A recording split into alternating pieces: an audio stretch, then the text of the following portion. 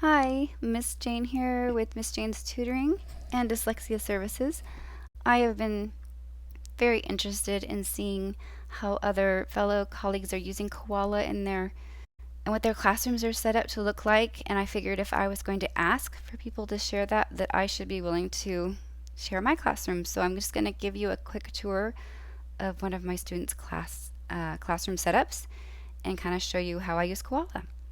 So the first thing I have a student do when they join, it's just kind of a way to get them running around the room, is they look on this wall right here where you see beauty, there's an O there, and the machine, and one of their sight words is missing.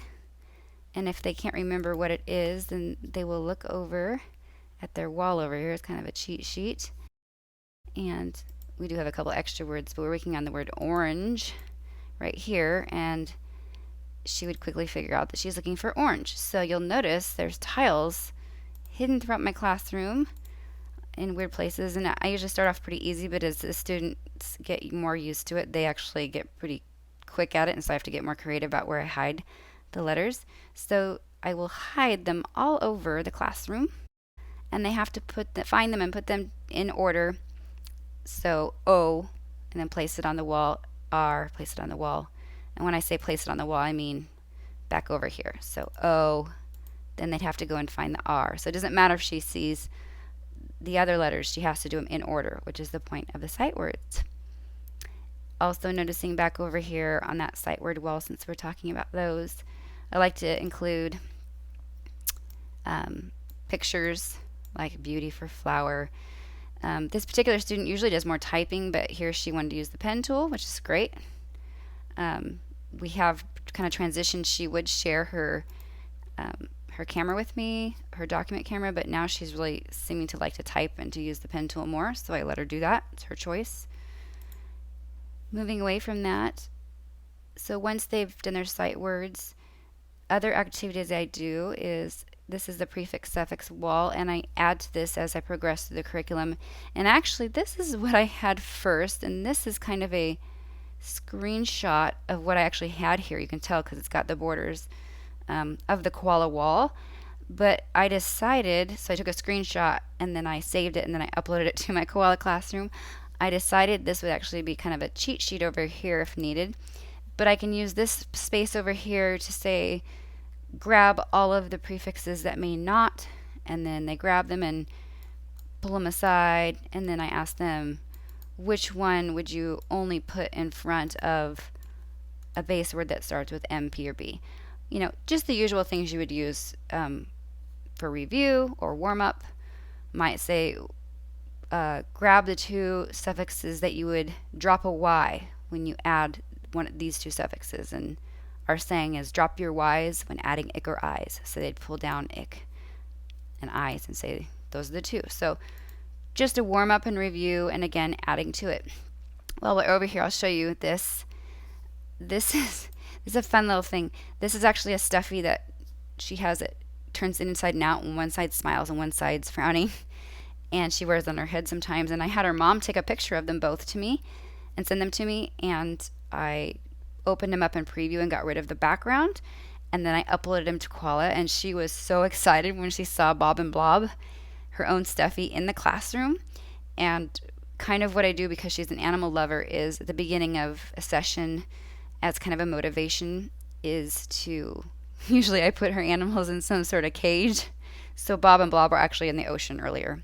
And the ocean actually that's what it is, but it was kind of more, had waves on it. And Bob and Blob had to be freed, and so she needed to accomplish a certain number of activities to be able to free Bob and Blob. So then she decided to place Bob and Blob there. So again, making it her classroom. So again, I just had her mom take a picture of the animal, her stuffy, and then I removed the background and then uploaded it, and she was pretty thrilled. Blob's coming with me.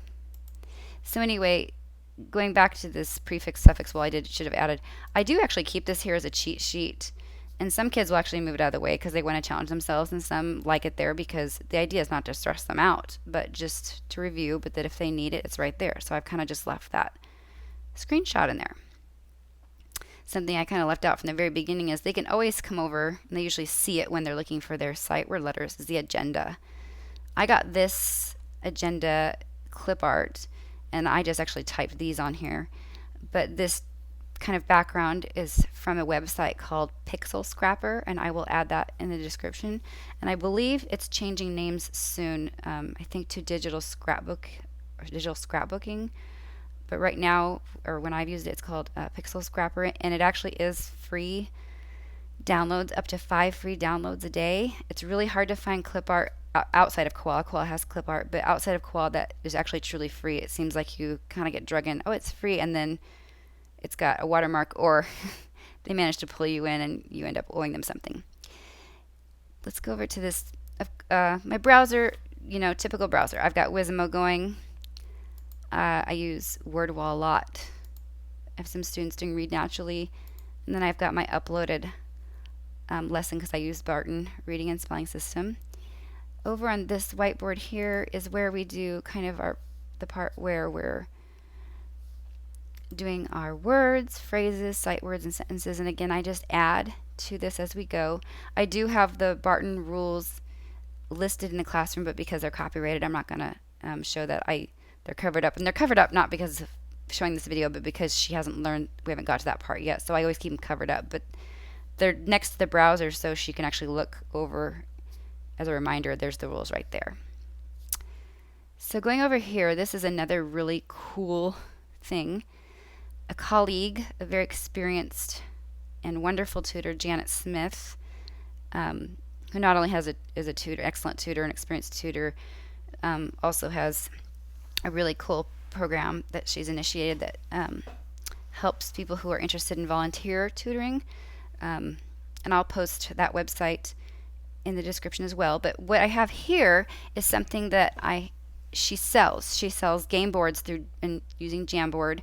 And so I have this pack of boards, but I actually just pulled them out of Jamboard rather than being on the browser, and I pasted them into my classroom. So this one up here, for example, is obviously adding a prefix, suffix, prefix, base word, suffix, drop, double, change, put the word on the line.